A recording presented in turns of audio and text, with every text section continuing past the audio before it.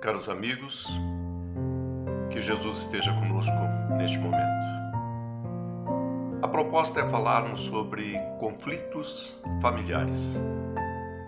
E um verso bastante simples que diz: ter um lugar para ir é um lar. Ter alguém para amar é uma família. Ter os dois é uma bênção. E realmente, um lar, uma família, são bênçãos para nós. Muito embora algumas pessoas, bastante influentes às vezes, nos digam que a família está em extinção. São pessoas que trazem experiências difíceis no convívio doméstico e dizem que tudo isso baseado na observação das inúmeras separações, das crianças abandonadas afetivamente, dos jovens desorientados, órfãos de pais vivos, sem falar nas drogas que se dissemina nas sombras, na periferia, nas vielas, mas que também explodem nos apartamentos de luxo. Por tudo isso dizem: a família vai acabar. Por outro lado, a doutrina espírita nos diz que a união de dois seres na formação de um lar é um marco no desenvolvimento da humanidade. E qualquer modificação para pior será um retrocesso, até mesmo abaixo de algumas classes de animais que nos dão exemplos de união constante. A verdade é que qualquer análise na sociedade feita, levando-se em conta apenas a vida atual, entre o berço e o túmulo, será equivocada, porque vai nos colocar em dúvida, inclusive, a bondade e a justiça de Deus. Os pais sabem que os filhos que chegam nos seus braços trazem características físicas suas, mas a personalidade e a moral são diversas. A demonstrar que eles já tinham uma bagagem, que trazem uma bagagem. E por isso é tão importante uma análise sempre da primeira infância, cuidadosamente, para ver as tendências, para que possam ser corrigidas a tempo, porque depois na fase da juventude e a fase adulta já se tornam mais difíceis. E filho é para toda a vida. E a psicologia transpessoal nos demonstra isso cientificamente. E portanto, as nossas vidas, as nossas famílias, o lugar onde nós nos encontramos e onde nascemos, não acontece por acaso. O acaso não existe. Tudo depende de um planejamento minucioso e que podemos dizer carinhosamente elaborado pela espiritualidade, atendendo às nossas necessidades evolutivas. Mas assim como o acaso não existe, o fatalismo também não existe. Porque nós podemos querer fazer diferente aquilo que estava planejado. Pela nossa vontade e dentro dos limites do nosso livre-arbítrio, nós podemos modificar. E algumas histórias da humanidade, alguns eventos verdadeiros, como no caso de Saulo de Tarso, que é uma história bastante conhecida de muitos de nós, em que o poderoso doutor das leis do Sinédrio em Jerusalém, e que veio com a missão planejada para disseminar o cristianismo em todo o mundo antigo, e que teria a seu lado, durante toda essa jornada, uma companheira dedicada, Abigail, e também teria no lar um cunhado, um espírito elevado, que o ajudaria nessa nobre e difícil missão. Mas Saulo, que depois vai se tornar Paulo de Tarso, o apóstolo Paulo, mas Saulo resolve fazer diferente. E movido pelo orgulho, pelo egoísmo, começa a sua missão justamente ao inverso do que estava programado. E ao contrário de ajudar os cristãos, ele começa a persegui-los. E a sua primeira vítima é justamente Estevão, que desconhecia ser irmão da sua amada. Estevão, que passa a ser o primeiro mártir do cristianismo. E nesse ato de selvageria, ele convida e até mesmo insiste para que Abigail presencie. Mas quando ela reconhece que é seu irmão que está no sacrifício, irmão que fazia algum tempo que estavam afastados, ela desmaia e não consegue mais falar com Saulo depois que recupera e acaba morrendo de desgosto. Saulo fica mais enfurecido ainda e coloca a morte da sua amada na conta dos cristãos. Recrudesce as perseguições, vai atrás de Ananias em Damasco, e na entrada da cidade, aquilo que nós já ouvimos repetidamente falar: o próprio mestre vem me trazer a razão. Ele diz: Saulo, Saulo, por que me persegues? A partir daí, a história já passa a ser bastante conhecida nossa, porque está descrita no livro Paulo e Estevão, psicografia de Chico Xavier e autoria de Emmanuel, que conta toda a saga do apóstolo dos gentios para disseminar o cristianismo, sem a companhia daqueles amigos que formariam seu lar,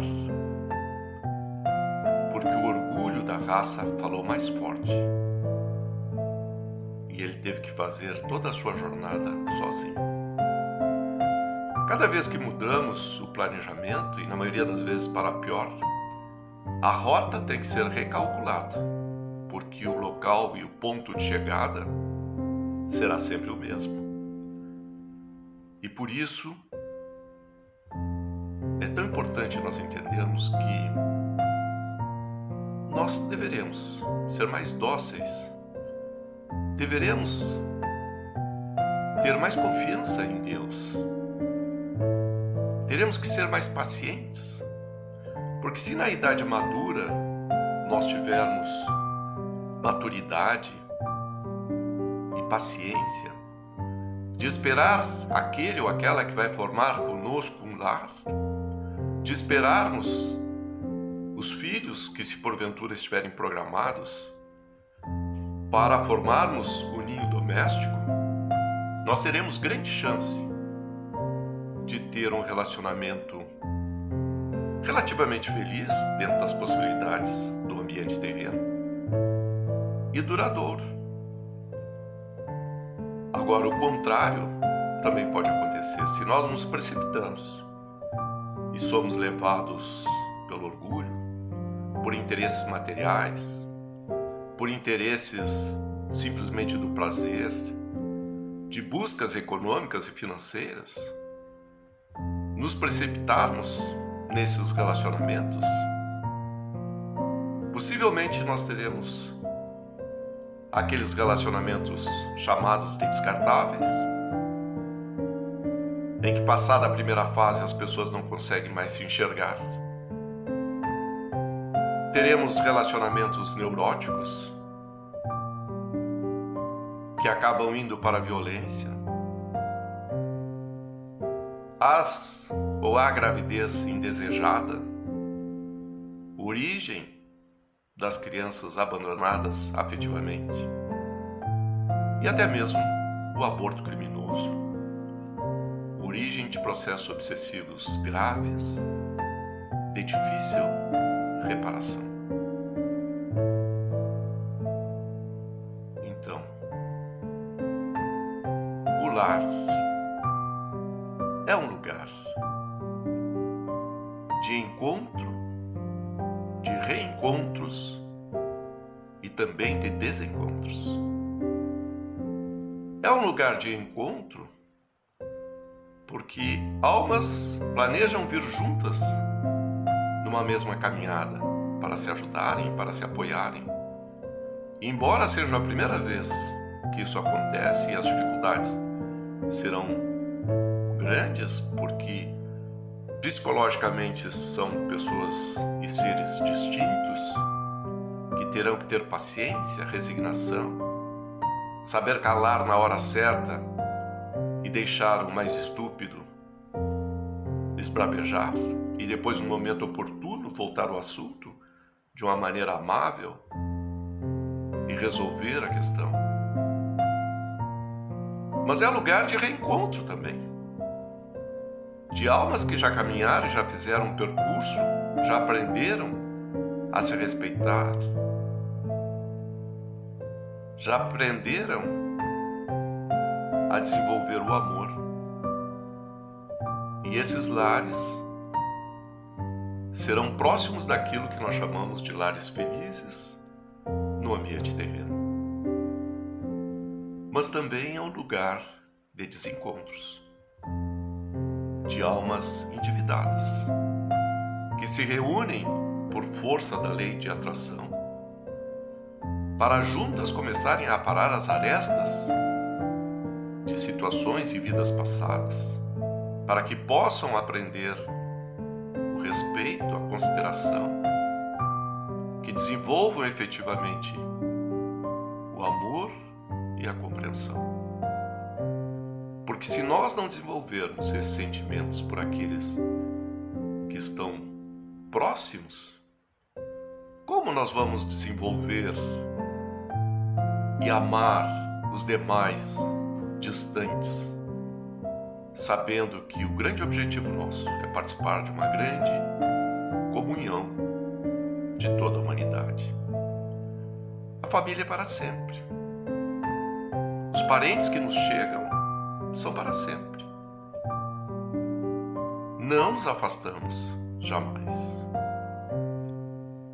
E por isso algumas ideias e algumas colocações sonhadoras e até mesmo podemos dizer infantis das chamadas almas gêmeas, da cara metade, da metade da maçã, da metade da laranja, não são verdadeiras e são extremamente prejudiciais. Porque então a ideia de que nós somos seres incompletos, quando na verdade nós somos seres integrais. E quando equilibrados não precisamos de nada e nem de ninguém para sermos felizes.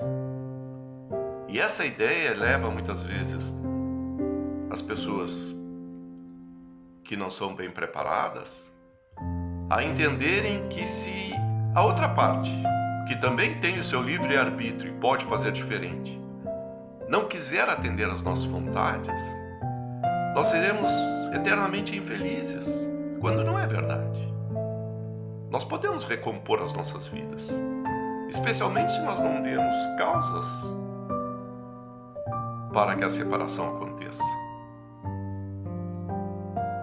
E pensando assim que serão infelizes para sempre, e que o outro não passa de um objeto para atender os seus desejos, ele vai tentar destruí-lo. Porque lhe parece que tem o direito à propriedade. Essas ideias são origem dos crimes passionais que vimos tanto aí. E ainda contraditoriamente dizem que agiram por amor. Mas não, agiram por orgulho ferido, por egoísmo, principalmente por desconhecerem a vida que se desenrola após o túmulo. por isso é importante nós sabermos que assim como nós podemos fazer diferente, o outro também pode. Que também aqueles que serviram e que serão nossos pais também podem não ter atendido exatamente os compromissos que tinham para conosco. Mas nem por isso poderemos deixar de amá-los, de respeitá-los, de protegê-los e ampará-los na velhice. Porque não é por acaso que o Decálogo trouxe como um dos mandamentos amar o vosso pai e a vossa mãe. Esse perdão, essa piedade filial é libertador e vai nos permitir que possamos ser para os nossos filhos aqueles pais que não tivemos. Por isso é importante nós entendermos que o lar é um laboratório de experiências, que nós temos que fazer todo o esforço possível para mantê-lo equilibrado, para mantê-lo em harmonia. Porque o grande objetivo, como já falamos, é amarmos, é respeitarmos a humanidade toda, incluindo aí a natureza e os animais. E para encerrar, uma adaptação livre da prece de gratidão de Amália Rodrigues, que diz: obrigado, Senhor, pela glória de viver e por tudo que a vida me dá. Quanta beleza eu vejo no altar da natureza, diante da minha visão, pelos séculos. Eu formulo uma oração. Eu sei que depois desta vida, em outras vidas, eles enxergarão. Obrigado, Senhor, pela possibilidade de ouvir a sinfonia dos pássaros, a melodia da chuva fina batendo no telheiro, o vento balançando as folhas do salgueiro. E aqueles que perderam a condição de ouvir, por eles eu quero pedir. Eu sei que depois dessa dor, já no teu reino de amor, eles voltarão a sorrir. Obrigado, Senhor, pela minha voz. Quantos vivem na vazia, não cantam nem a noite nem o dia, e por não poderem falar nem teu santo nome, conseguem pronunciar. Por eles eu quero orar. Eu sei que depois desta lida, em outras vidas, eles voltarão a cantar. Obrigado, Senhor, pelas minhas mãos. E quero agradecer por toda a mão que socorre, que levanta, que acaricia. Obrigado pelos meus pés, que me mantêm eretos. Eu posso andar, eu posso correr, eu posso dançar. Olho na terra e vejo tantos paralisados. Eu sei que depois desta provação, numa nova encarnação, eles voltarão a andar. Obrigado, Senhor, pelo meu lar. E como é bom ter um lar. Que pode ser um palácio ou uma choupana, não importa. O importante é que nele exista amor. Amor de pai, de mãe, de filhos, de irmãos, de espíritos que vieram reunidos numa mesma família para se darem as mãos. Mas se sequer um lar tiver, um ombro amigo para me amparar, mesmo assim eu direi: obrigado, Senhor, porque eu nasci. Obrigado, Senhor, porque eu creio em Ti. E por me amparares, por me conduzires com tanto amor, hoje e sempre eu direi: obrigado, Senhor. Que assim seja.